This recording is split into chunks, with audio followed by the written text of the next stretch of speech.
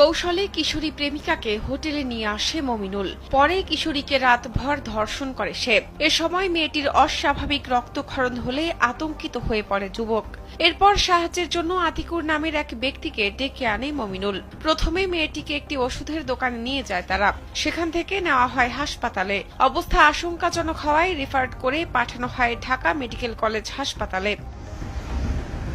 Police জানায়, রাত 12:30টায় অ্যাম্বুলেন্সে করে টাঙ্গাইলের কুমুদিনী হাসপাতাল থেকে কিশোরীকে নিয়ে ঢাকা মেডিকেলে রওনা করে দুই যুবক। কিন্তু গাজীপুরের কালিয়াকুড়ি থানার চন্দ্রা এলাকায় পৌঁছালে কিশোরীর মৃত্যু হয়।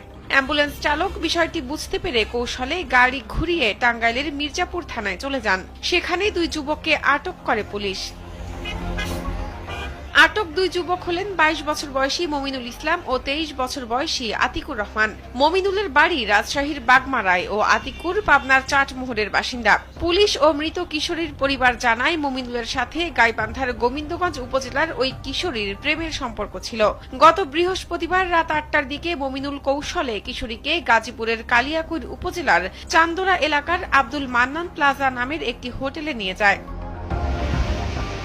কালিয়াকুড়ি থানার ভারপ্রাপ্ত কর্মকর্তা আব্দুল মান্নান জানান, এ ঘটনায় দুজনকে থানায় আটক করা হয়। পরবর্তীতে তাদের বিরুদ্ধে মামলা করা হয়েছে। কিশোরীর মরদেহ টাঙ্গাইল সদর হাসপাতালে রয়েছে।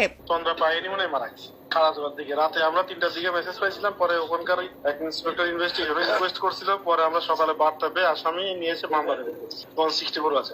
আসামি কয়জন গ্রেফতার করেছেন ভাই? দুইজন। শাহনাজ পারভিন, কালবেলা।